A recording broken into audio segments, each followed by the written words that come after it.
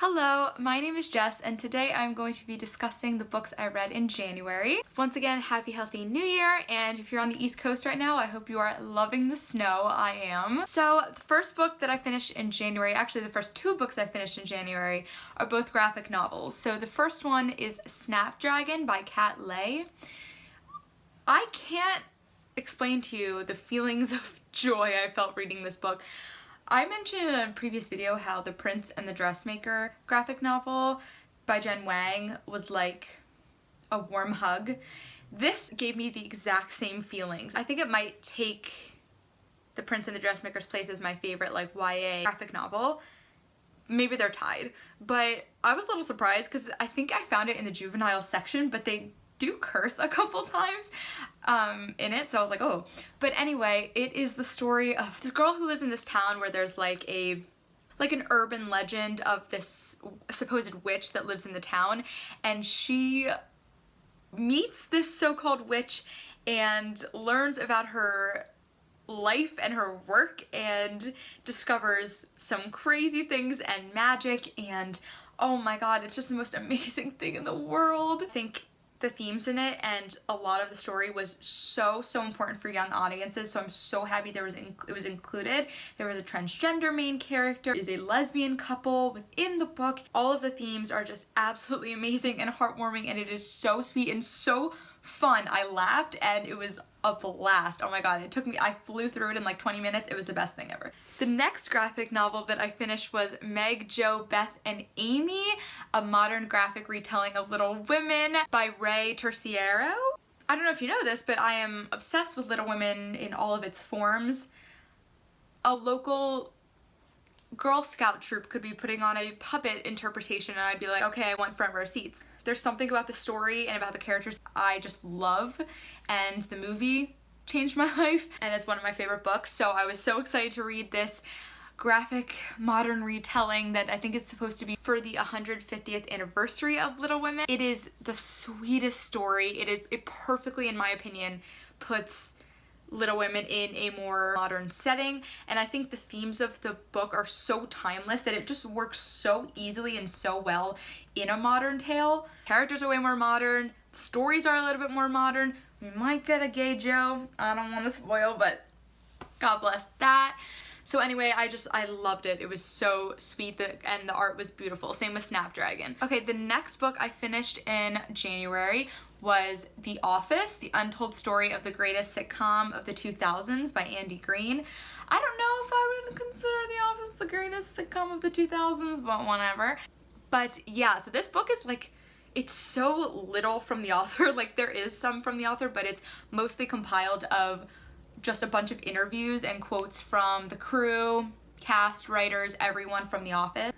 It was very interesting to get their perspectives. I definitely liked it. I am a big TV nerd, not just in terms of like TV shows, which I am, but the whole, like everything that goes on behind the scenes, production, casting, sets, all that. I worked as a production assistant in college on our college soap opera, and that was so fun.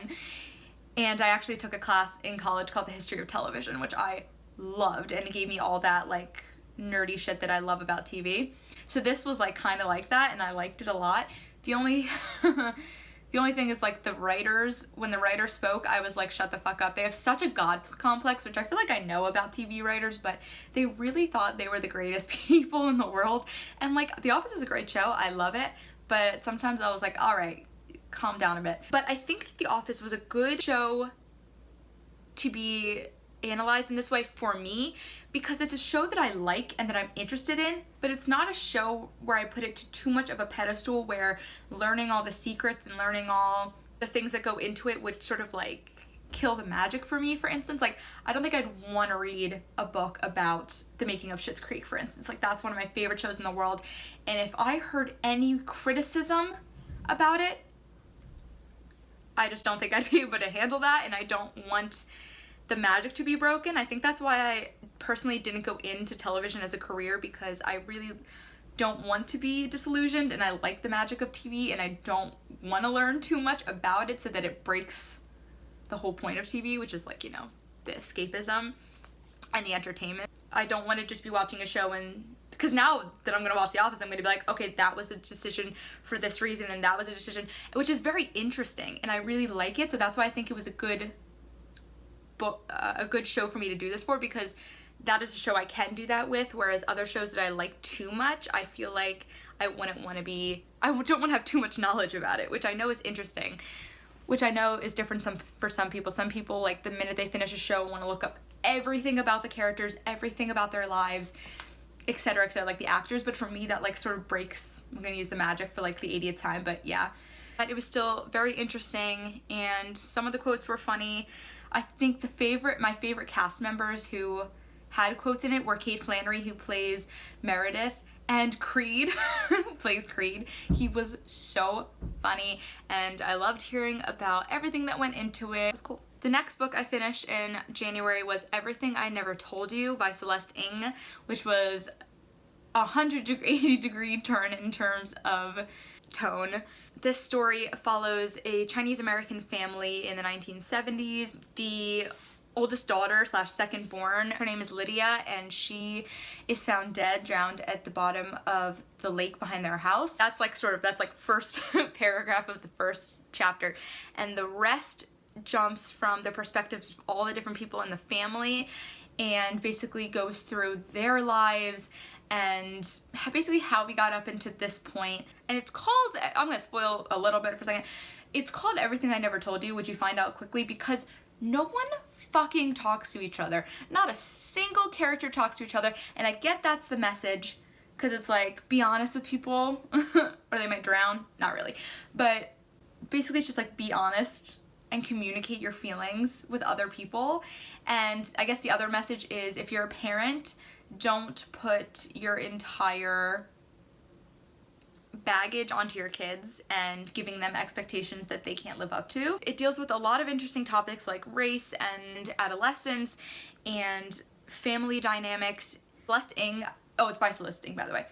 She, I think, has a similar gift as Gillian Flynn, as that she's so intuitive, and the way she describes people's thoughts and emotions is just so strong and vivid and emotional. She has a way of writing and a way of getting into people's heads that is just like amazing, and yet so sad.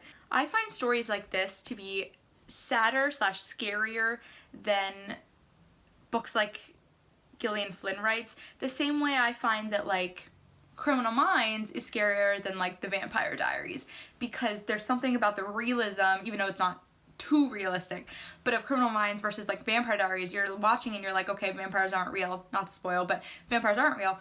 So there's like a bit of a disconnect there, whereas Criminal Minds you can watch and be like, oh wow, serial killers are real, and it makes that more terrifying. That's how I feel about this story. Like, Celeste Ng her stories are way more realistic, even though Gillian Flynn's books are equally devastating. It does it in a different way, where it's more like fantastical maybe, or like more, I don't know, more like dramatized, whereas Celeste Ng just feels way more real, and for that reason it makes me way more sad to read. But it's a heartbreaking story, but it's so beautifully written. Even though it frustrated the shit out of me, I think that's the main reason, like, I want to give it like a 5 out of 5, even though I know it was the point.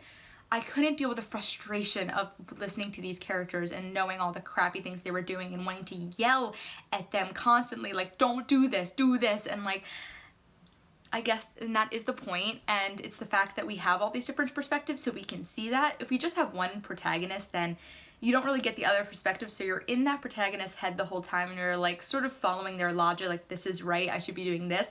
But when you get all the different perspectives, you're able to see how people affect each other, where miscommunication gets bad, how it has tragic endings, and you just want to yell. The last book I finished in January was Scythe by Neal Shusterman. I don't know why it's taken me so long to read this story, but I know that a lot of other people have. It is a utopian, sci-fi / dystopian story. It's a trilogy. I've only read the first so far. But it is about a post-death world. So in like, I don't know how far in the future it's set, but it's in the future. And basically humans have eradicated disease, hunger, crime, and death. So no one dies by natural causes anymore. People do die from, like, I don't know, getting hit by a bus or something. Like, they're able to be brought back to life due to science. And so there are these people called Scythes, and their job is to legally kill people in order to keep the population down. So they get a quota, each Scythe gets like a quota, and they have to meet that quota of people to kill or glean in order to keep the population down since no one dies anymore. And so two characters, Rowan and Citra, are recruited by a Scythe to become his apprentice. And they're both apprentices, but the trick is that only one of them can get the Scythe ring at the end of the year. So, and then one just like will go back to their old life. But chaos ensues, corruption is happening. It's very, very like action-packed and also very philosophical. Like clearly it's talking about a world post-death, so it's intrinsically like very, yeah, like very thought-provoking, very like existential, which I'm like okay about, but I really liked it. I thought it was, the concept was super, super interesting, and I'm excited to read the rest of the books. My only critique is that I feel like it wasn't funny enough. This is just a personal preference. I'm someone that really likes humor in my books, and like I want to read funny characters, and like there is humor, like Citra's pretty funny at times, but I think the most of the humor comes from the nature of the world they live in. Like they won't know what like prisons are, like they'll have to, like someone explains to Citra what a prison is, and so we're like, ha ha ha, we know what prisons are, and that's where like most of the humor comes in. But yeah, I'm interested to read the next two. It ended on a pretty big cliffhanger in terms of like we really don't know where the story is going from here. I like that it deals with morally gray characters. I always find that very interesting. I always find themes of like corruption and power to be interesting to read about. And yeah, I'm excited to see what happens to these characters. Now I'm like the last one in the whole world to have read this series, so I'm gonna see if it lives up to the hype. So far it does, I guess. So yeah, that is all the books that I read in January. I'm very much looking forward to February, as it is Black History Month. I'm going to try my very, very best to read only Black authors this month, so I'm excited to talk about that in my February wrap-up. Please check the description for resources to read for Black History Month and trigger warnings, as usual, for the books I have mentioned. Thank you so much for watching. Bye!